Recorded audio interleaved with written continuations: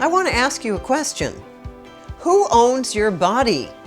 I know that may seem strange, but I've been at the forefront of women's health for decades, and the answer might not be as simple as you think. While it's true that nobody can force you to do any particular treatments or take any particular medications, in my work I've seen a concerning trend of women giving up their power to the medical establishment. In essence, turning over their bodies to their doctors.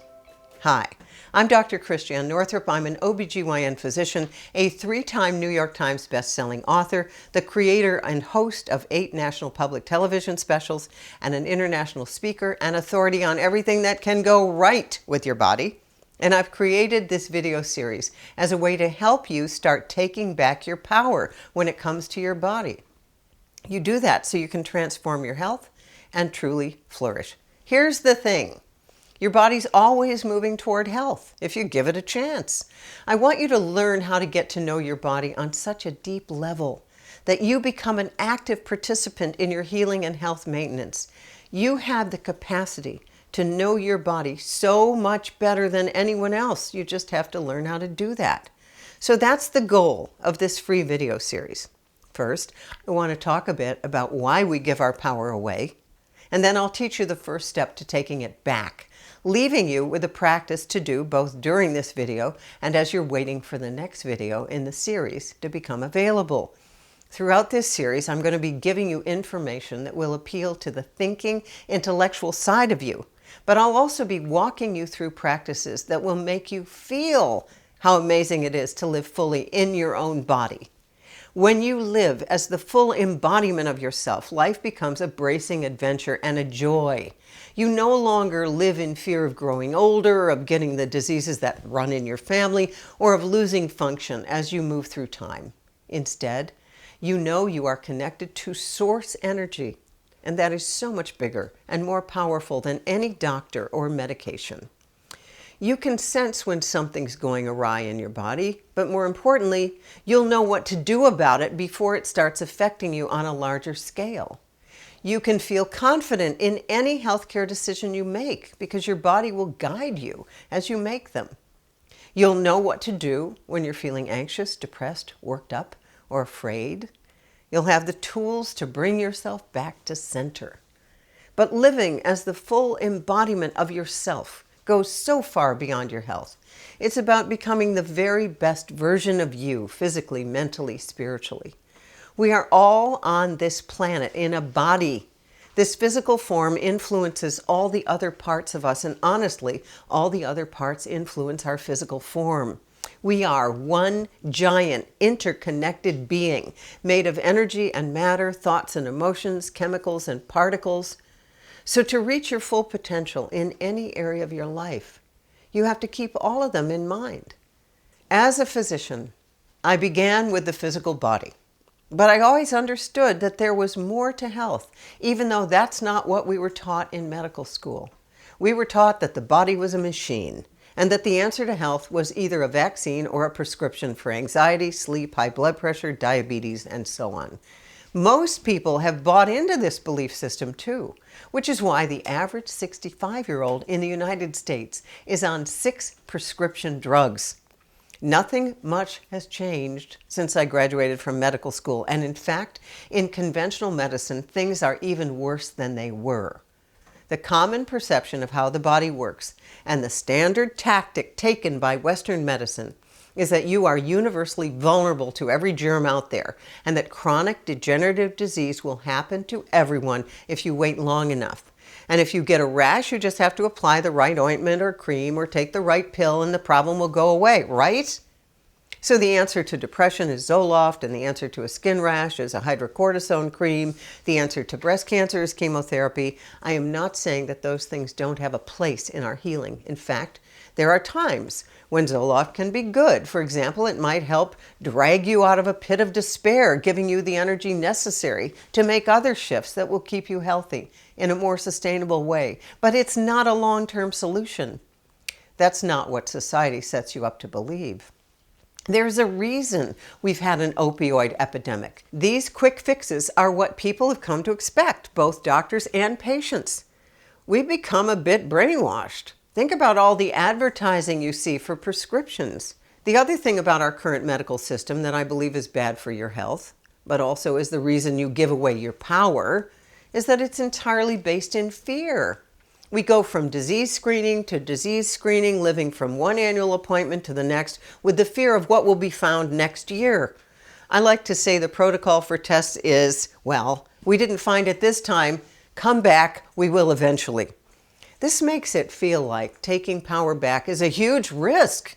But as you'll see in this series, it's not. It's actually how you will get the best care and create optimal health in partnership with a medical team. The other aspect of our world today that encourages people to give up their power is the focus on the power of genetics.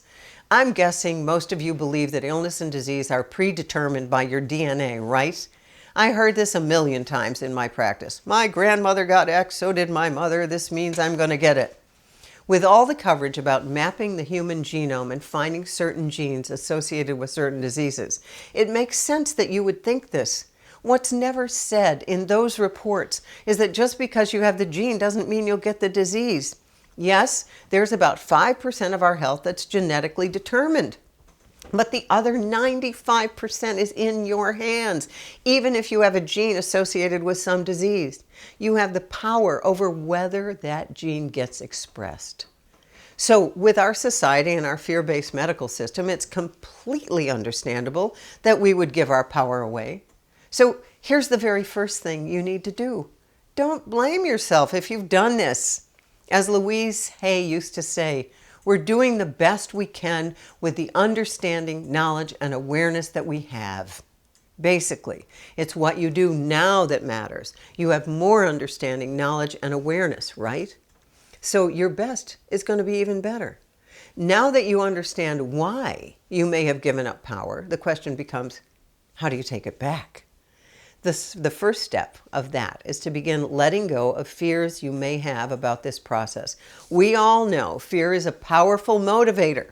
And in this instance, it's motivating you to do things that are not in your best interest. So I'd like to walk you through a short practice right now to begin the process of setting fear aside. Okay, we're going to use tapping. All right, tapping is the emotional freedom technique. You tap on the acupressure points in your body, and this has been found to decrease cortisol, which is a stress hormone. The research on tapping is amazing.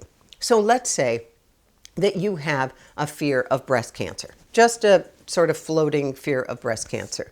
So here's the first thing with tapping, and I love this because it gets to the heart of it.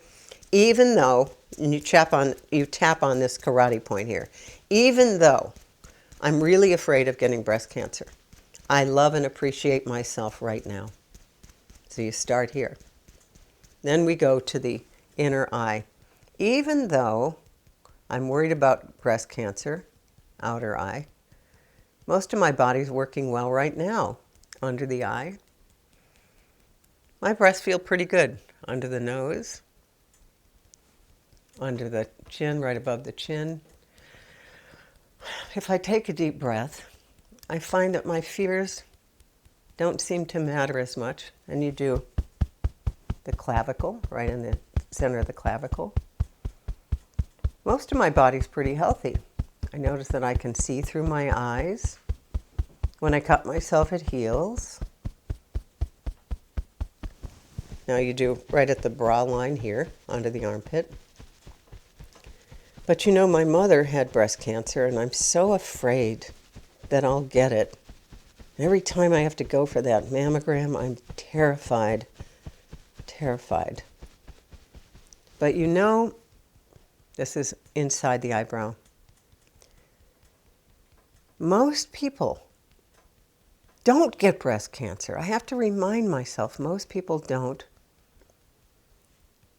Outside of the eye. And when I tap on this and I actually stay with the feeling, I realize under the eye that it's just fear.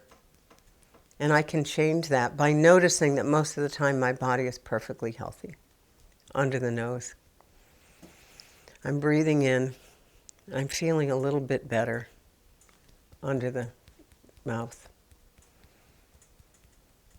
I'm staying with this fear, and I'm noticing it's starting to kind of go away. The panic that I had isn't there so much now. Clavicle. I keep breathing. My breasts are kind of talking to me, and they're saying, I'm okay. Things are good now. Bra strap.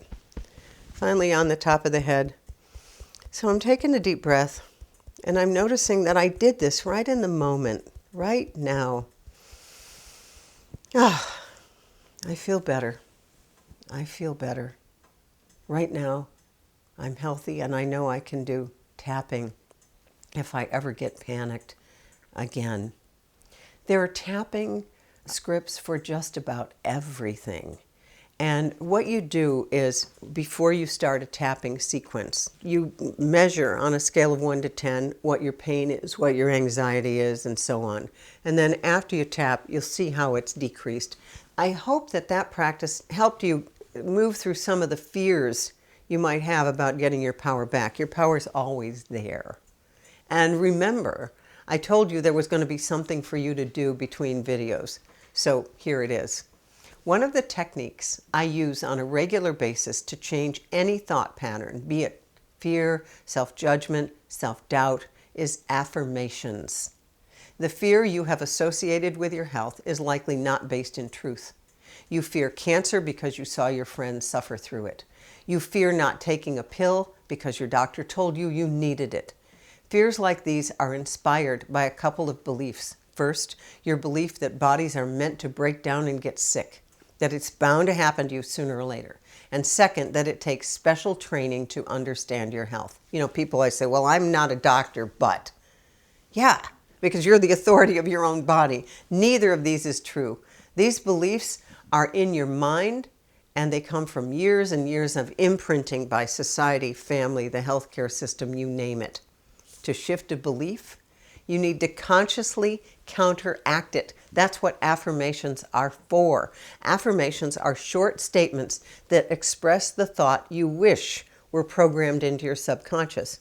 While affirmations don't yield immediate effects, using them is a great way to seed positive beliefs into your mind. They interrupt the pattern of negative beliefs that reside there currently. On the webpage with this video, you will find a worksheet with some of my favorite affirmations about health. Download this, see which ones appeal to you. Take 2 or 3 of these. Start using them each morning when you wake up. Look into the mirror, stare deeply into your eyes and say, my body is designed to be healthy. Vibrant health is my birthright. I am vibrationally healthy. Now, if that isn't the truth, I don't want to stress you out. So you can say, parts of me are very healthy and other parts of me are coming toward health. Okay, so you can do that too. Here's another one to help you with the power of love. I used to write this on a prescription for my patients. I accept my body unconditionally right now. So you can write it on a sticky note, post on a note on your computer, so you see it throughout the day. I accept myself unconditionally right now. Or program a reminder into your phone that pops up every 3 hours, telling you that your body is on your side. Whatever you choose to do, make it something you love. This will help you pay attention to it, which will help it implant more deeply into your subconscious. Also, do me a favor. Once you decide how you're going to use the affirmations, please post that in the comments section below the video. Perhaps you've thought of an amazingly unique way of doing affirmation work that will inspire others. We can all learn from each other. And the final thing, before I let you go, I want to remind you to stay tuned for the next video in this series, where we'll discuss how astoundingly intuitive your body is. And then I'll take you through a practice to help you get more in touch with its guidance. I hope to see you there.